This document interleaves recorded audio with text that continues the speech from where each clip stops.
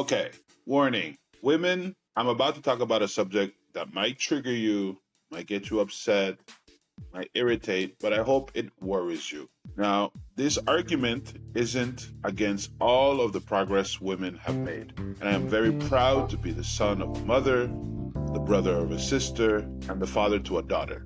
But this isn't about women. And in this argument, I make no case to take away any of the progress women have made throughout the centuries. But it's a problem for everyone. Today, boys are disappearing, not physically, but from education. They're falling behind, and some people are talking about it, but not everyone. This is not just a problem for boys or men, it's a crisis for women and society as a whole. Today, we're going to talk about the lost boys, a crisis in education. So, 100 years ago, education was a privilege for boys. It's true. Schools prepared them to become leaders, workers, and decision makers. And girls, on the other hand, had little access to education. In many societies, they were expected to stay home, learn domestic skills, and focus on marriage. And I'm happy that that is not the case anymore. But after World War II, everything changed. Women entered the workforce in greater numbers, and feminist movements fought for equal education.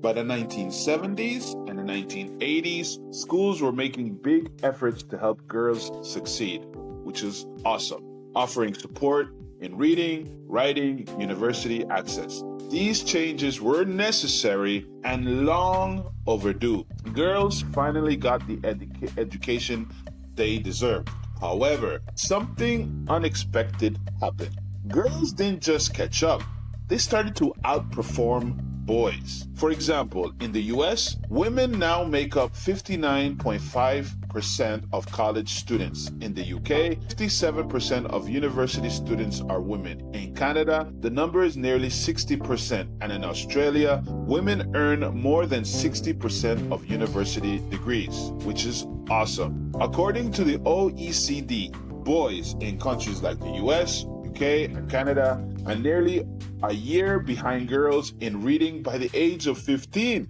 Fewer boys graduate from high school, fewer go to university, and those who do are less likely to finish. So the question is, how did we get from a system where girls were excluded to one where boys are now struggling? There are several reasons why boys are falling behind, and most of them are deeply rooted in how our education system works. First, modern schools are not designed for boys. Research shows that boys' brains develop differently from girls. They're more active, more impulsive, and struggle with sitting for long periods. Schools, however, focus on quiet work, meaning long reading assignments and strict discipline. Things that can make learning frustrating for many young men. Secondly, boys develop reading and writing skills later than girls. So if schools push reading too early, boys can feel like failures before they even get started. This discourages them from learning and causes many to disengage. And third, there are fewer male teachers. In primary school in the US, only 11% of primary school teachers are men. In the UK, the number is just 15, and in Canada, it's less than 20%. While female teachers do excellent work, and they do, boys may feel that school is not for them if they don't see male models, role models in education. Let me just give you a quick anecdote. I grew up in a single house with my three sisters, my mother, and my brother. My father was a non-existent figure in my life. And having a male role model for a young man at the age of 12, 13 is super important for a young man to see how you're supposed to act as a man, how you're supposed to behave as a man. And I agree that if you don't have enough male teachers at school, I mean, some of the best teachers I ever had at school were male. They were men. English literature, history, politics. I mean, they were very crucial to my development, especially in sports where I had coaches. Most of them were men. And so I think this is a really big reason why men could be struggling these days.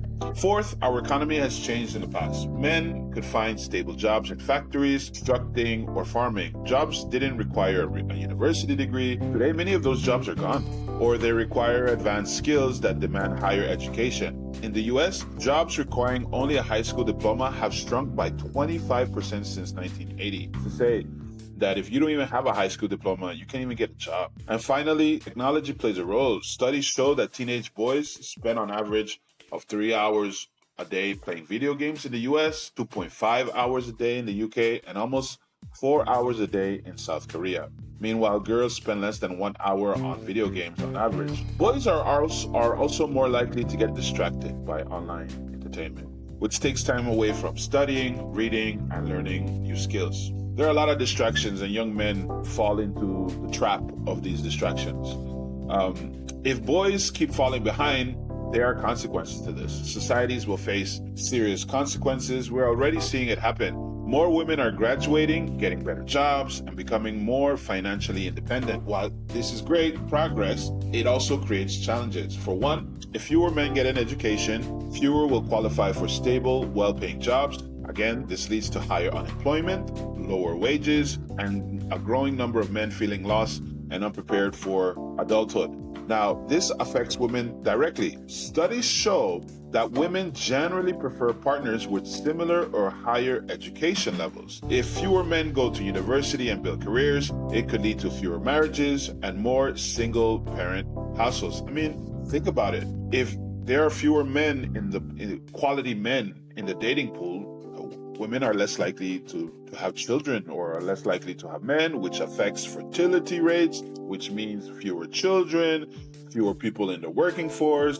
I mean, you have a lot of issues that come with this. Crime rates also rise when young men drop out of school. A study in the US found that high school dropouts are 63% more likely to be incarcerated than graduates. In the UK, men who fail to finish secondary school are 50% more likely to end up in the criminal justice system. Listen, without an education and job opportunities, more young men turn to crime.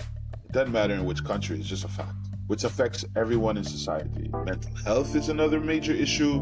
In many countries, men are more likely to suffer from depression and anxiety, but they are also less likely to ask for help. Here's a shocking fact. In the US, men are 3.88% times more likely to die by suicide than women. In the UK, 75% of all suicides are male. And in Australia, suicide is the leading cause of death for men aged 15 to 44. Now listen, many experts believe this is linked to education, employment issues, and lack of purpose. If this trend continues, we will see a society where women are succeeding but struggling to find equally successful partners. Whether you care or not about this, that's not the issue. The issue is that this will create unbalance in our society, and that's not good for anyone. While more men feel lost, isolated, and disconnected, this is not just a problem for men, it's a problem for everyone. So, I've given you all these facts. What can we do? First, we need to recognize that boys and girls learn differently. That's just a fact. Schools should introduce more hands-on learning, more physical activities, and different teaching methods to keep boys engaged. Second, we need more male teachers. If you're a young man in university listening to this, maybe think about being a teacher. You could be someone who can be a leader to young men who need it right now. Governments and schools should create programs to encourage men into teaching, especially in primary schools where boys need role models. Third, parents must encourage boys to read. Studies show that boys who read at home do better in school. Parents can set an example by reading books and limiting the amount of time they're on their phones. Fourth, we need to change the conversation. Right now, talking about boys' struggle in education is seen as controversial. Why? Because women have struggled for many centuries to gain the access that they have now. We're not trying to take away anything from women. Women deserve everything they have gotten, everything they have fought for. But if we don't talk about it, we can't fix it. This is not about taking opportunities from women. We don't want to do that. I said this earlier. It's about making sure that everyone, regardless of gender, has a chance to succeed. It's also important to understand that the progress women have made it has nothing to do with why boys are struggling so much. It's an education issue. We talked about that. We understand that boys' brains are different than women's. Young women mature faster than young boys. And to put young boys in an environment where learning is difficult is quite challenging. And we can see this with the statistics. So, I know I'm going to get some feedback on this, but what do you think? Should we be worried about boys in education? More importantly, what happens if we do nothing? kind of society do we have if we do nothing? This is not just a crisis for boys, it's a crisis for women, for families, for culture, for society. Or if we want a balanced, fair, and a successful world, we need to make sure that both boys and girls are given the tools to thrive and to be the best they can be. I know this is a bit controversial, but hopefully I've given you some insight on a problem that a lot of people don't talk about. Thanks for listening to today's episode. Please subscribe if you haven't, and I'll see you on the next one. I'm Mikael, and this is what I learned today. Bye.